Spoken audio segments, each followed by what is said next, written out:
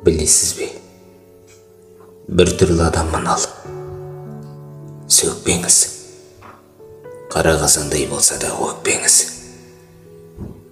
Мен жаңбыр болсам, бір тамшымды төкпеңіз.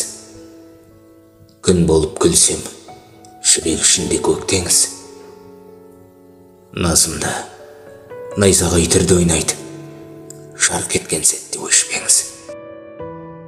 Жаңбырдан кейін тыншыған жанымның күйі көктеңіз. Жаңа бір емін басталса, жанымнан шырақ кетпеңіз.